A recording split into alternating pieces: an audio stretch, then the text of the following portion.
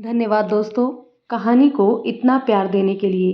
नमस्कार दोस्तों, स्वागत है आपका आपके अपने यूट्यूब चैनल मन अप स्टोरीज में। दोस्तों, कहानी चल रही है बिन चाही मोहब्बत। इसके 23 पार्ट अपलोड हो चुके हैं, ये 24वां पार्ट है। तो चलिए दोस्तों, 24वें पार्ट को शुरू करते हैं। चलो पानी पियो जल्दी से। वो तो हम, हाँ कोई बात नहीं, फॉर्मेलिटी कर लो। भूमिका के पानी पी लेने के बाद उसके हाथ से फ़ोन की खींचातानी शुरू हो गई। कभी अनीता तो कभी कमल। जीजा, हमारे इनसे मिलने नहीं आओगे? अरे अन्नू, अभी नहीं आ पाएंगे, बोले थे ना। भूमिका पीछे से चिल्लाई। हाँ तो जीजा के मुंह में जबान नहीं है का? तुम ना बोलो तो बात पूरी ना होए। आएंगे भाई आएंगे, जरूर आएंगे। थोड़ा सा यहाँ का काम कम हो जाए और हम मौसा जी बन जाए फिर आएंगे। खाली मौसा जी कहाँ, अब तो पापा भी बनने वाले हो। कहो, गुड्डा चाहिए या गुड़िया? आकाश की शर्माहट भरी मुस्कान देखकर भूमिका को भी हंसी आ गई। हम बताते हैं इनको चाहिए गुड़िया, लेकिन हमें पता है गुड्डा ही आएगा। भूमिका फट से बोली। नहीं नहीं, गुड़िया आएगी, ज़्यादा बोलो मत, मैंने पहले ही डिसाइड कर लिया था। आकाश की भुएं तन गई। जीजा, ये आपका दफ्तर थोड़े ही है, जो आप बोलोगे वही आएगा। यहाँ आपका हुक्म थोड़े ही चलेगा। और फिर गुड्डा हो या गुड़िया, क्या फर्क पड़ता है? अनीता, तुम तो बहुत समझदार हो गई हो, थोड़ा दिमाग इसको भी दे दो। कहा जीजा, तुम्हारी मेहरिया सारे गांव की बड़ी बूढ़ियों में गिनी जाती है, बहुत बुद्धि है उसके पास। अच्छा। आकाश बहुत हंसा।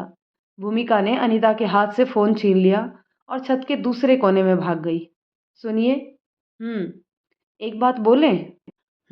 बोलिए। अनुराधा को माफ कर दीजिए, बस नाम नहीं सुनना मुझे उसका। अब एक शब्द और नहीं। पहली बात तो तुम उस औरत से दूर रहोगी, उसकी परछाई से भी दूर रहोगी। चलो अब मैं फ़ोन रखता हूँ, मुझे बहुत ज़ोर की भूख लगी है। आकाश ने मुंह टेढ़ा करके फ़ोन काट दिया। जूते उतार कर मैट पर फेंक दिए, वॉश बेसन में हाथ धोए और सीधा किचन में घुसकर बड़बड़ाने लगा। मेरा बस चलता तो मैं कब का उसे निकाल देता, लेकिन ये डैड को पता नहीं क्या हो गया है। मेरे दुश्मन इन्हें अपने सबसे अच्छे दोस्त दिखाई पड़ते हैं। I hate you dad.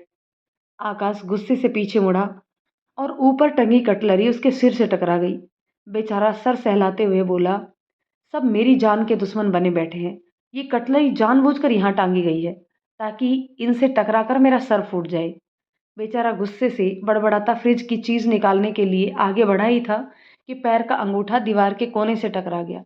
आकाश बाबू पैर पकड़कर किचन भर में नाच गई। पता नहीं कैसे आर्किटेक्ट है, दीवार यहाँ क्यों है? इनकी तो मैं नौकरी खा जाऊंगा, गधे कहीं के, उल्लू हैं सबके सब। आकाश ने गुस्से से दीवार पर 2-4 बार पैर जोर से मारा। अब ये माइक्रोवेव कहाँ मर गया?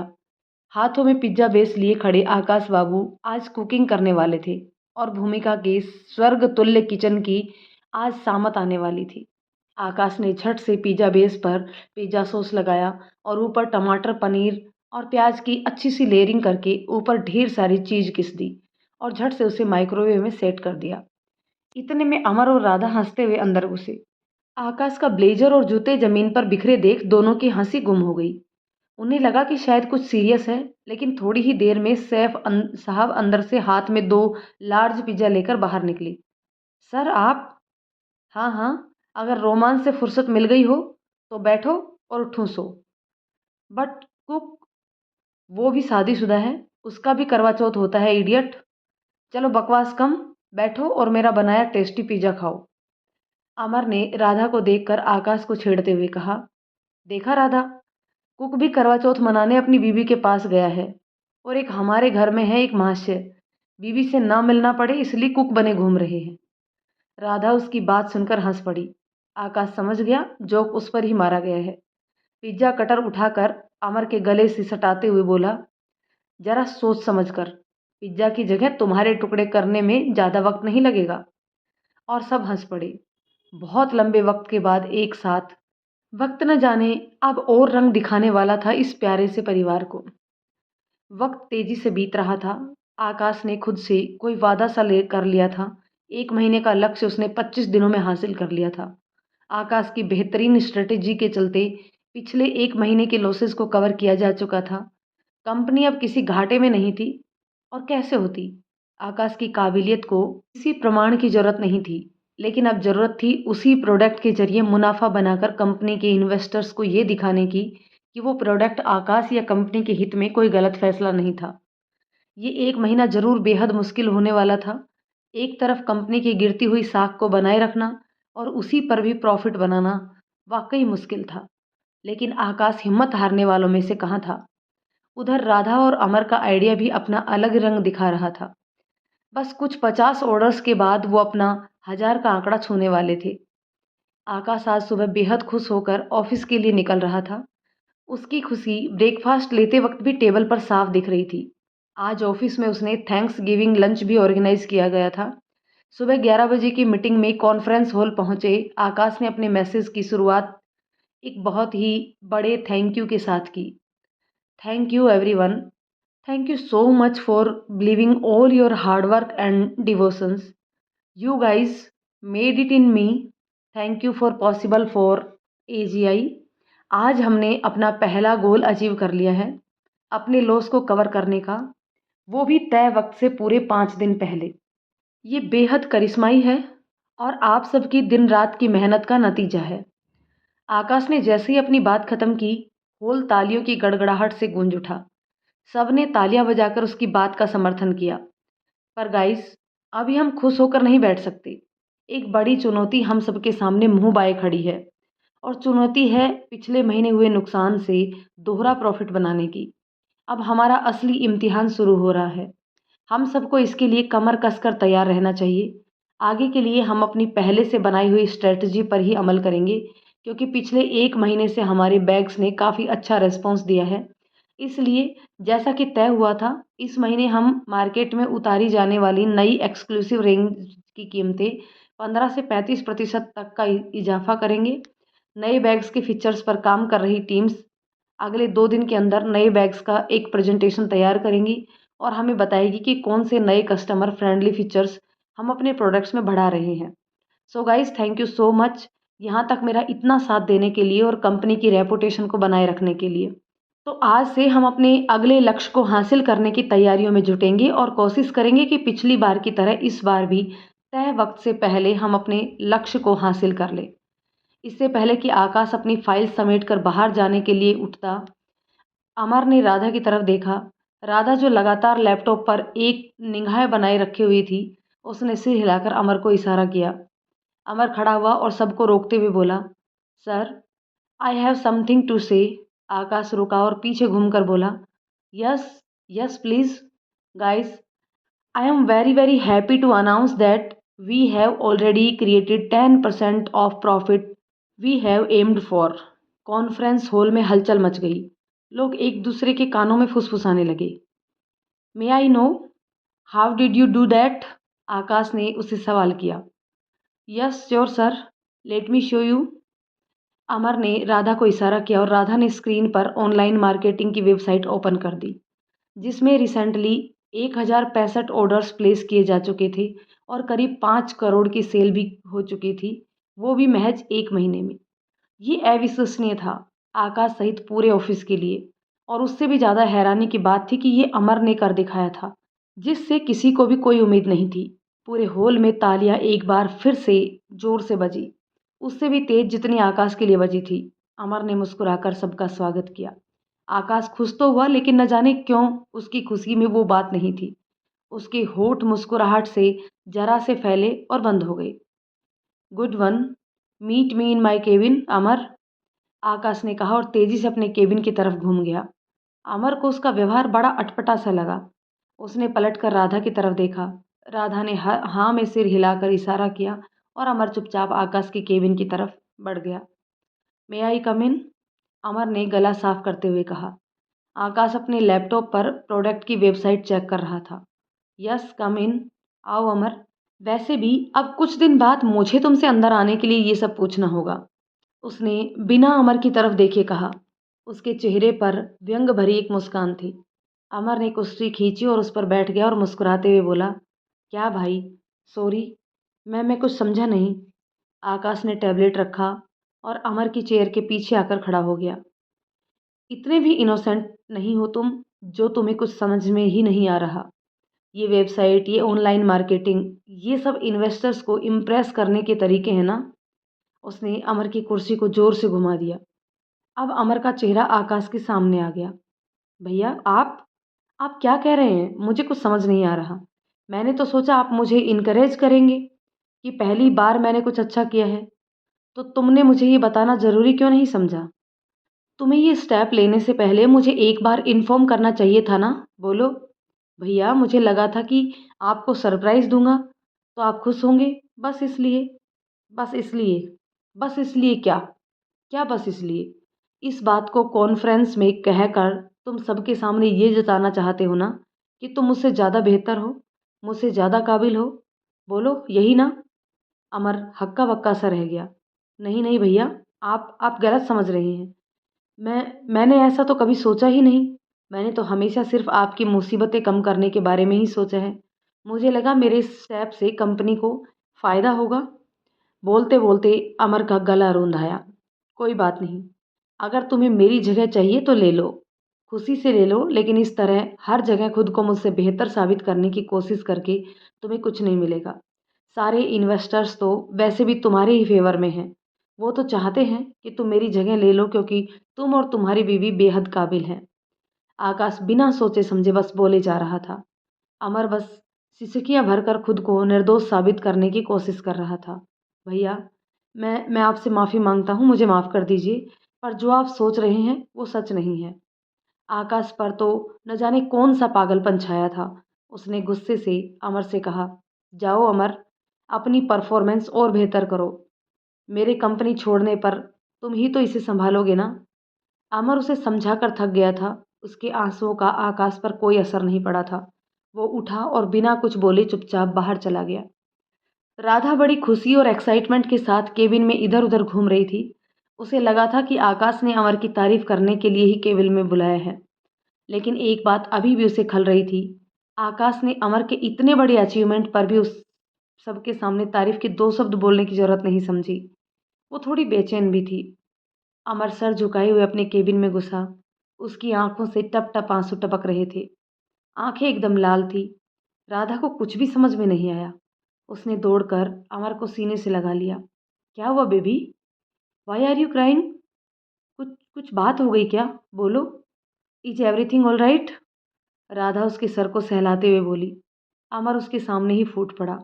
Radha, I don't know what is wrong with him. उन्हें लगता है कि मैं उनका दुश्मन हूँ। वो ये सोचते हैं कि मैं उनकी जगह लेना चाहता हूँ। बताओ राधा, मैं ऐसा ऐसा क्यों करूँगा मैं? हमने ये तो नहीं सोचा था ना कभी भी। देखो क्या हो रहा है राधा। अमर उसके सीने से सिमटा रोता रहा। राधा के चेहरे के भाव बदल रहे थे। आज पहली बार उसमें गुस्सा साफ दिख रहा था। क्या? क्या क्या उन्होंने अमर? क्या कहा? उन्होंने कहा मैंने इन्वेस्टर्स को खुश करने के लिए ऐसा किया है। मुझे कंपनी अपने हाथों में लेनी है इसलिए। मुझे नहीं चाहिए कुछ भी यार राधा। तुम तो समझती हो ना। राधा ने बड़े प्यार से उसके माथे को चूमा और मुस्कुराते हुए बोली, you know, you are the best. तुम इस दुनिया के सबसे अच्छे पति और सबसे अच्छे भाई हो। लो पानी पियो और थोड़ी देर आराम से आंखें मूंद कर यहाँ बैठो। मैं बस अभी आई। इतना बोलकर लैपटॉप पर कुछ टाइप करने लगी। प्रिंट आउट निकाला, कुछ फाइल समेटी और बाहर की तरफ चल दी। अमर ने राधा का हाथ पकड़ते हुए कहा, कहाँ जा रही हो? कहीं नहीं, तुम बैठो, बस मैं अभी आई। भैया से कुछ भी मत कहना। तुम जानती हो उनकी तबीयत खराब हो जाती है। राधा उसकी बात सुनकर रुक गई, मुड़ी और उसके सिर पर प्यार से हाथ फेरा, उसके माथे को किस किया और केबिन से बाहर आ गई। सीधा आकाश के केबिन में पहुंची और बिना नॉक किए रूम खोलकर अंदर आ गई। कोई फॉर्मेलिटी, कोई विशेष नहीं। आकाश अपनी कुर्सी पर बैठा काम कर रहा था। उसने नज़र उठाकर राधा की तरफ देखा। राधा तुम? राधा ने हाथ में पकड़े हुए फाइल्स के बंडल आकाश के टेबल पर बिखेर दिए। आकाश को गुस्सा आ गया। ये क्या तरीका है? फाइल्स रखने की तहजीब नहीं है तुम्हें? नहीं, बिल्कुल नहीं। क्या बताऊं? तहजीब की क्लासेस आपने दी ही नहीं सर।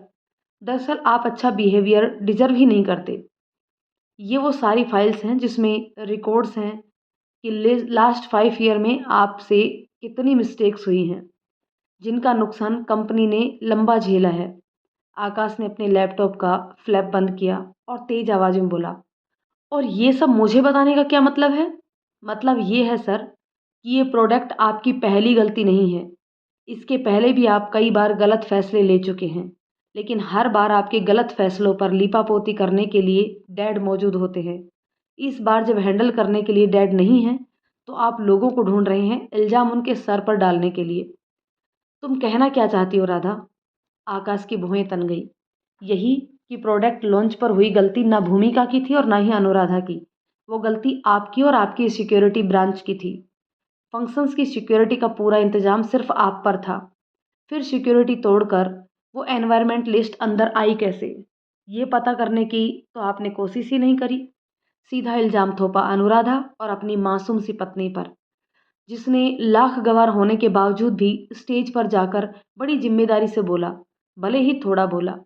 अमर ने मुझे बोला था कि वेबसाइट के बारे में आपको बता दूं, लेकिन मैंने ही बोला कि एटलीस्ट उसे सफल होने दो, फिर बताना ताकि आप खुश हो सके। लेकिन आपको देखिए, इतनी जलन अपने सगे भाई से, जो लक्ष्मण की तरह सर झुकाकर आपकी हर बात मान लेता है। क्या गलती कर दी उसने जो आपने उसे इतना दुखी कर दिया? आपके बुरे वक्त में आपके कंधे से कंधा जोड़कर खड़ा रहा, ये गलती थी। अरे सर, आपको ऐसा भाई मिला है, शुक्र मनाइए, वरना आज का ज़माना तो वो है जहाँ एक भाई दूसरे भाई की पीठ में छुरा घोंपने के इंतजार में ही बैठा रहता है। आकाश गुस्से से उसे रोकने के लिए अपनी सीट से उठ खड़ा हुआ। राधा ने अपनी हथेली उसके चेहरे के सामने फैलाकर उसे वहीं रोक दिया। नहीं, आज मैं बोलूंगी, आप सुनोगे। आपको बीवी भोली भाली सी मिल गई, तो आपने उसका दिल दुखाने की कोई कसर नहीं छोड़ी। इवन सच कहूं तो आप बेस्ट तो छोड़िए, कहीं से भी एक जिम्मेदार पति भी नहीं है। राधा ने चुटकी बजाकर उंगली उसके चेहरे के सामने करते हुए कहा, लेकिन एक बात अच्छे से याद रखिएगा, आइंदा मेरे पति के लिए आपने एक भी शब्द ऐसा बोला जिससे उसे तकलीफ दी, तो मुझसे बुरा कोई नहीं होगा। आप ना अच्छा पति हैं और ना ही अच्छे भाई। आप सिर्फ एक बिजनेसमैन हैं और कुछ भी नहीं। ये याद रखिएगा। मैं जानती हूँ मेरी बातें आपको मिर्ची जैसी लग रही होंगी, लेकिन आपको इसकी सख्त ज़रूरत है। और ये रहा मेरा रेजिग्नेशन। मैं अब आपकी कंपनी का हिस्सा नहीं हूँ, मुझे माफ़ करिए। वेबसाइट के लिए आप ऑनलाइन मार्केटिंग मैनेजर से कांटेक्ट कर लीजिएगा। वहाँ से आपको डिटेल्स मिल जाएंगी। और अब अमर भी आपके प्रोजेक्ट का हिस्सा नहीं है। मैं उसे रोता नहीं देख सकती किसी की भी वजह से। आप परिवार तो कभी भी नहीं संभाल सकते, बिजनेस ही संभाल लीजिए। Thank you. राधा ने अपना रेजिग्नेशन लेटर आकाश के टेबल पर पटका और बिना उसके जवाब का इंतजार किए घूमकर चल दी। आकाश जब तक खड़ा होता, राधा से कुछ कहता, राधा हवा की तेजी से कमरे से बाहर निकल गई। आकाश हक्का बक्का सा रह गया। सामने टेबल पर राधा और अमर दोनों का रेजिग्नेशन पड़ा हुआ था। राधा उतनी ही तेजी से वापस अपने केबिन में घुसी। अमर अभी भी कुर्सी पर आंखें मूंदे बैठा हुआ था। राधा ने अपने डेस्क से सारा सामान बटोरना शुरू कर दिया। राधा, राधा क्या हुआ? सामान कहाँ ले जा रही हो? घर? क्यों? राधा सुनो, तुम्हें पता है ना, भाई को हमारी ज़रूरत है। ऐसे राधा ने उसे उंगली दिखाते हुए कहा, बस अब तुम्हारा ये भरत मिलाप खत्म हो गया हो तो मुंह बंद करो और अपना सामान समेटो। हम अब इस ऑफिस के एम्प्लॉय नहीं हैं। राधा, एम्प्लॉय? हम तो कभी इस ऑफिस के एम्प्लॉय नहीं थे। ये हमारा ऑर्गेनाइजेशन है, हम इससे अलग कैसे हो सकते हैं? राधा, जो बड़ी तेजी से अपना चार्जर, ईयर प्लग, बोतल अपने बैग्स में घुसेड़ रही थी, अचानक से रुक गई। तुम्हारे भाई का, तुम्हारा नहीं। इसे दिमाग में बिठा लो। ये ऑर्गेनाइजेशन सिर्फ तुम्हारे भाई का है। यहाँ तुम्हारी हैसियत सिर्फ इतनी है कि ऑफिस बॉय की तरह वो जितना काम तुम्हें बता दे तुम उतना ही कर लो, बस। इससे ज़्यादा कुछ नहीं। राधा, राधा प्लीज, इतने गुस्से में डिसीजन लेना ठीक नहीं है। एक बार हम डैड से बात कर लेते हैं, प्लीज तुम। राधा उसकी कुर्सी के पास आई और बड़े प्यार से उसके सर पर सहलाते हुए बोली, तुम क्या समझ रहे हो मुझे? मैं तुमसे तुम्हारे भाई को धोखा देने के लिए नहीं कह रही। तुम्हें सिर्फ कुछ दिनों के लिए खुद को उनसे अलग रखना है, ताकि उन्हें तुम्हारी अहमियत भी पता चले, क्योंकि उनका जो माइंडसेट है उसमें उसके अलावा और कोई भी नहीं है। सिर्फ वो जो कर रहे हैं वही सही है। तो अब उन्हें यह एहसास होने दो कि सिर्फ हमें ही उनकी नहीं, बल्कि उन्हें भी हमारी ज़रूरत है। राधा इतना बोलकर वापस अपने काम में जुट गई। चलो उठो, घर चलो। तुम्हारे भैया की कंपनी, उनका प्रॉफिट, उनका नुकसान, अब उन्हें ही संभालने दो। अमर उठो। अमर बहुत बेमन से उठा। उसने फिर राधा की तरफ कातर निगाहों से देखा। क्या? तुम्हें क्या लग रहा है? तुम्हारी कंपनी में बने रहने से आकाश सर को ये लगने लगेगा कि तुम जो कर रहे हो उनके लिए कर रहे हो? नहीं, उनके मन में सिर्फ इनसिक्योरिटीज बढ़ेगी कि तुम सिर्फ और सिर्फ उनकी जगह लेने की कोशिश कर रहे हो और कुछ नहीं। अमर अभी भी राधा के तर्कों को अपने दिमाग में बिठा नहीं पा रहा था। मन के तराजू में अभी भी भाई वाला पलड़ा भारी था। उसे लग रहा था शायद वो बोल दे कि अच्छा ठीक है, तुम रुको अपने भाई के साथ, मैं जाती हूँ। लेकिन ऐसा नहीं हुआ। राधा ने अमर का हाथ पकड़ा और केबिन से बाहर निकल आई। इधर अपने केबिन में बैठे आकाश का बहुत मन हुआ कि वो राधा को रोक ले, लेकिन अंदर भरा हुआ अहम उसके आड़े आ रहा था। कल की आई राधा को क्या पता कि बिजनेस कैसे चलता है, कितने दांव पेच होते हैं। उसे तो बस औरतों वाले नखरे दिखाने हैं। और अमर, जिसे कंपनी की मालिकाना कुर्सी पर बैठना हो, वो क्या खाक रिजाइन करेगा? ये सब चौंचले हैं। आकाश का दिमाग पता नहीं कहाँ घूम रहा था। उसने ये तक सोचना शुरू कर दिया था कि हो ना हो इस इवेंट लॉन्च में हुई गड़बड़ी के पीछे भी अमर का ही हाथ था। आकाश शुरू से ऐसा था, हमेशा से ही सुपीरियरिटी कॉम्प्लेक्स से ग्रसित। वो सबसे बेहतर है, उससे अच्छा कोई हो ही नहीं सकता। जो वो कर सकता है वो और कोई नहीं कर सकता। ऐसे में उसके सबसे अच्छे दोस्त और देश के जाने माने और काबिल बिजनेसमैन अनूप का उस पर भरोसा उसे और भी अभिमान के ग्रत में डुबो देता था। वो उन दोनों को मनाने नहीं गया।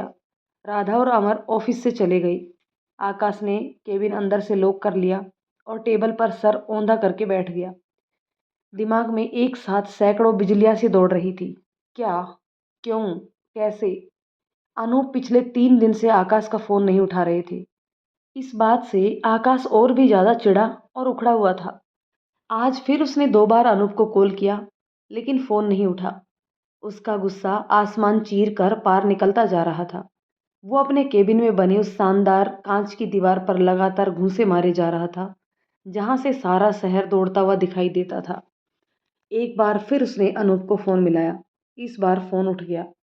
अनूप बहुत धीमी आवाज में बोले, आकाश। डैड, क्या प्रॉब्लम है? फोन तो उठा लिया करो, एटलीस्ट मेल का रिप्लाई कर दो, कुछ तो करो। कहाँ हो? कहाँ हो इस वक्त? आपको इस मंथ वापस आना है ना? हाँ आकाश, मैंने वीज़ा एक्सटेंड करवाया है। एक्चुअली कुछ सरकमस्टेंसेस ऐसे बन गए कि मुझे वीज़ा आगे बढ़वाना पड़ा। बट यू डोंट वरी, जैसे ही सब ठीक होता है मैं वापस आ जाऊंगा। सब ठीक होता है मतलब? डैड, क्या हुआ? कोई प्रॉब्लम है क्या? बताइए। नहीं नहीं, कुछ भी नहीं।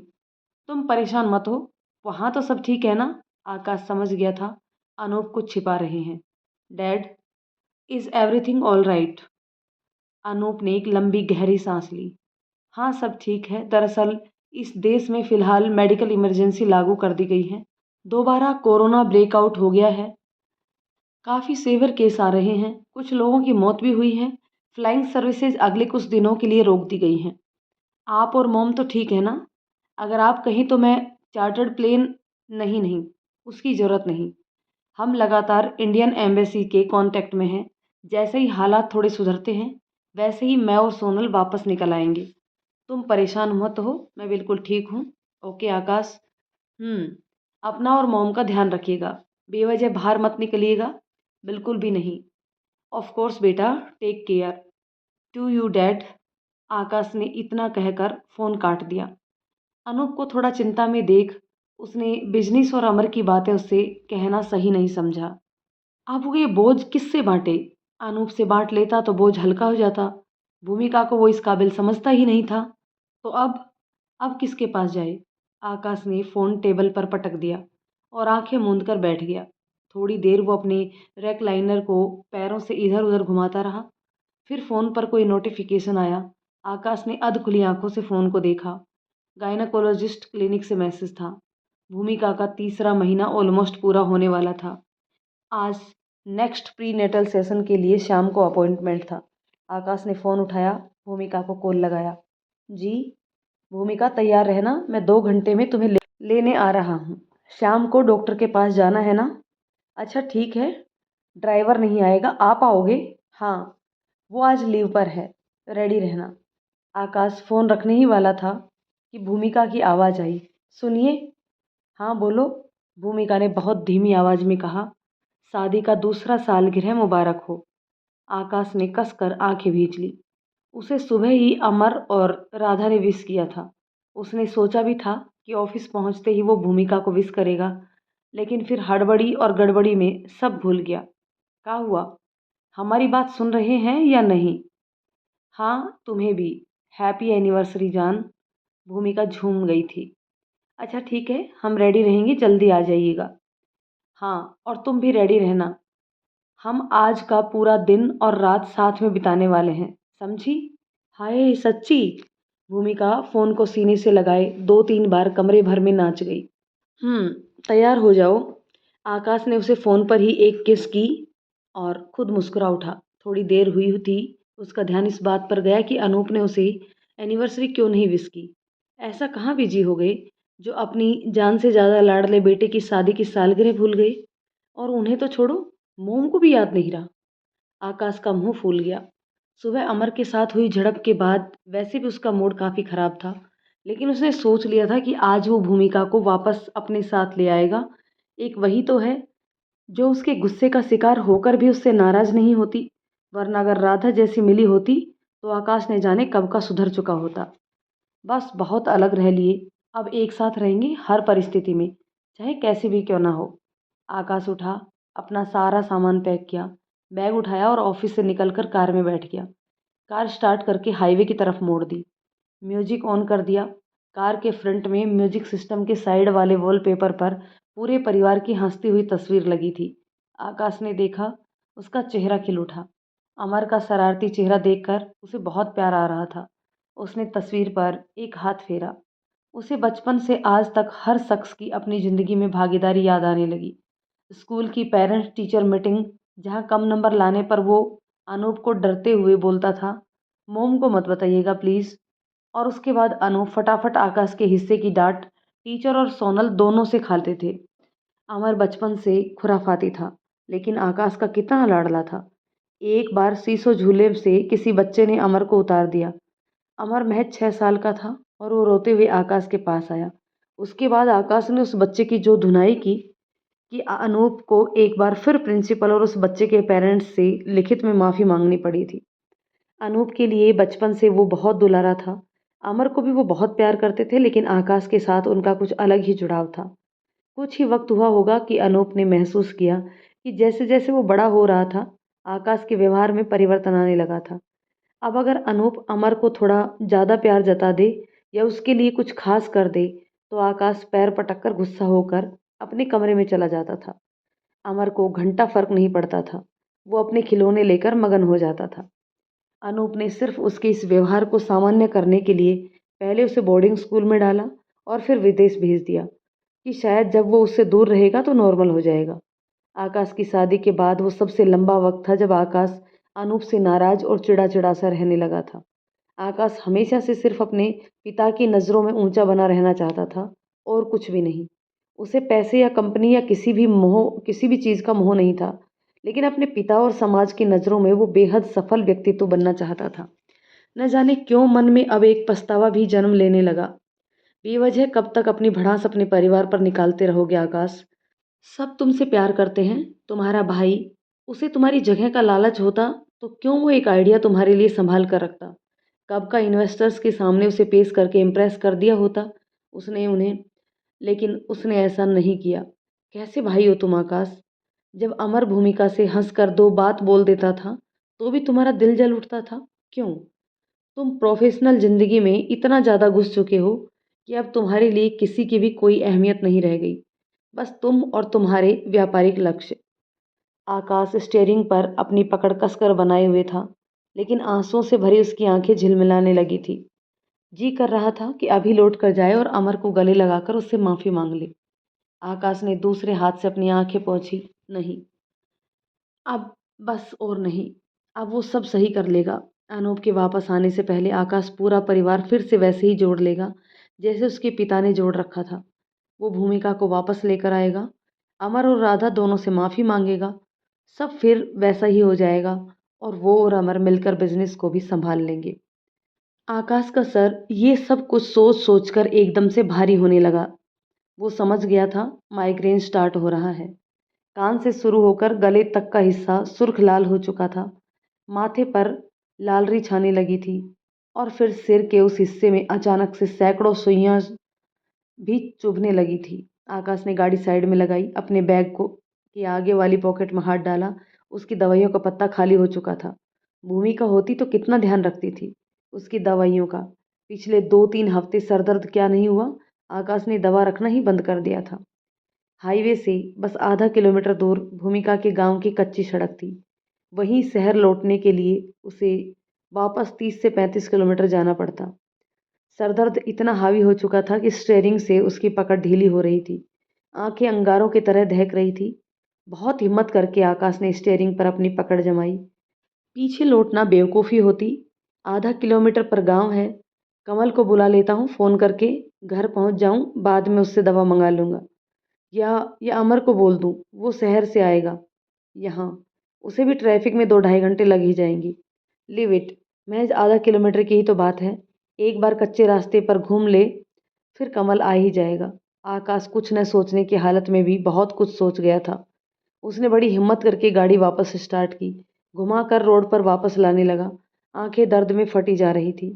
कानों में एकदम पीछे आ रही किसी वाहन की तेज आवाज़ पड़ी। वो ओवरटेक करने के लिए इंडिकेटर दे रहा था। तेज चीखता हुआ हॉर्न, इतनी तेज मानो कान के पर्दे ही फाड़ देता। आकाश जब तक साइड मिरर देखता और ओवरटेक के लिए जगह देता, तब तक एक पीछे से तेज स्पीड से आ रहे ट्रक ने जोर की आवाज़ के साथ उसकी गाड़ी को इतनी तेज टक्कर मारी कि उसकी कार एक ही बार में हवा में उछल गई, जमीन से कुछ फीट ऊपर तक। और फिर वापस जमीन पर गिरते ही कार की सारी विंडो सिल्ड एक झटके से चूर चूर हो गई। ट्रक भी आगे से बुरी तरह से क्षतिग्रस्त हो गया। बड़े शौक से खरीदी हुई उस 5 करोड़ की शानदार सी स्पोर्ट्स कार के एयरबैग्स ने खुलने में 1 मिनट का समय लगा दिया। और ये 1 मिनट, पूरा 1 मिनट, किसी की जिंदगी और मौत का सवाल बन गया था। ओ माय गॉड, इतनी सज धज कर कहाँ चली मैडम जी? अनुराधा ने घर के अंदर कदम रखते ही सज संवर कर बैठी भूमिका पर सवाल दाग दिया। भूमिका शर्मा गई। वो वो आज हमारी शादी का दूसरा सालगिरह है ना? ए एनिवर्सरी, हैप्पी वाली। तो ये आज हमें लेने आ रहे हैं, घुमाने ले जाएंगे ना साथ में। क्या? क्या बोली तुम? आकाश सर आ रहे हैं यहाँ? तो मेरा मेरा मेरा क्या होगा? अनुराधा का दिमाग घूम गया। मैं चली वापस फैक्ट्री। और उनसे कह देना मैं यहाँ हूँ ही नहीं, मैं एक्चुअली यहाँ आई ही नहीं। उनको बोलना मैं पैदा ही नहीं हुई थी, सब उनका हेलुसिनेशन था, कोई अनुराधा है ही नहीं।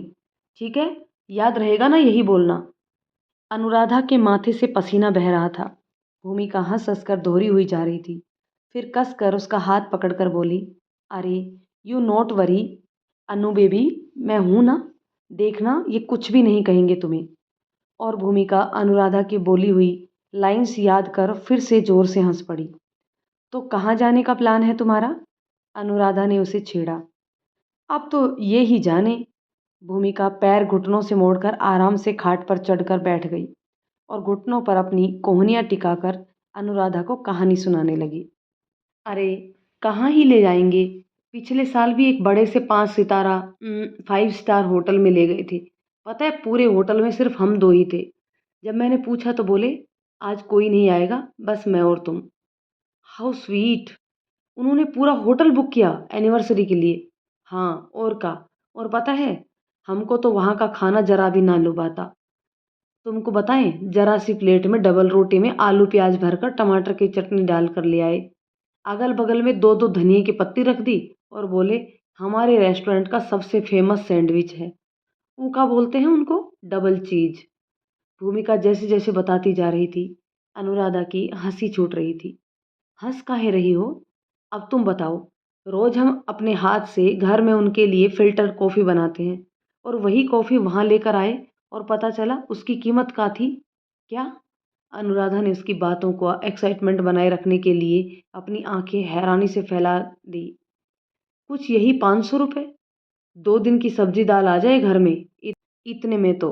लेकिन ई अपने आगे किसी की चलने दे तब ना। भूमिका ने अपनी हथेली पूरी फैलाकर उसे पांचों उंगलियां दिखाते हुए अपनी बात पर जोर डाला। और ऊपर से अंधेरा। अंधेरा मतलब? अंधेरे माने ये बोले कि आज हम मोमबत्ती लाइट डिनर करेंगे। बोलो अनुराधा। अब उन 5 सितारा वाले में अपनी बिजली का भी बिल बचा लिया और इनको उल्लू भी बना दिया। Candle light dinner sir. Sir sir बोलकर सब उनके आगे पीछे घूम रहे थे और इनको क्या पता पीछे से इनका कितना नुकसान हो रहा है। बताओ अब, बिजली भी नहीं जलाई और ऊपर से खाने का बिल बना कुछ 5-6 हज़ार का। तुम्हें सच बताएं अनुराधा, पैसा सुनकर तो हमारे पेट का खाना मुंह से बाहर आने वाला था, कसम से। अनुराधा की हंसी रुकने का नाम नहीं ले रही थी। अच्छा, तुम्हारी और आकाश सर की बॉन्डिंग काफी अच्छी है ना? भूमिका ने अपने फोन का वॉलपेपर खोला जिस पर सिर्फ और सिर्फ आकाश का कब्जा रहता था। हाँ वो तो है। जो कुछ भी हो, ये हमें प्यार भी तो बहुत करते हैं। कभी कभी ऐसा लगता है जैसे हम इनकी बीवी नहीं, इनकी औलाद है। इतना लाड बरसा देते हैं।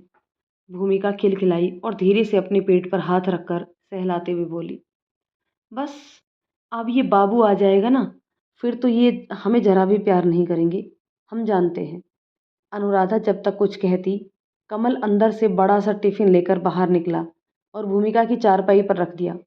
ये क्या है? मैडम का टिफिन। और इसलिए बंधवाया है अम्मा से कि खा लीजिएगा टेम पे। नूडल्स वूडल नहीं खाने हैं। पूरे दिन मैदा खाती रहती हैं, नूडल बनी जा रही हैं, कमल ने कहा। अनुराधा ने एक बार नज़र उठाकर उसे देखा और चुपचाप टिफिन उठा लिया। क्या बात है, आजकल मैडम की बड़ी सेवा की जा रही है। कमल ने भूमिका के सर पर एक टिप मार दी। तुम अपनी बताओ, ये सज संवर कर सवारी कहाँ चल दी?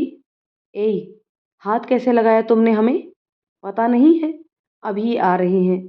द्वारे से तुम्हें कूटते हुए ही अंदर आएंगे। अरे, इसे कूटने के लिए आकाश सर का वेट क्यों?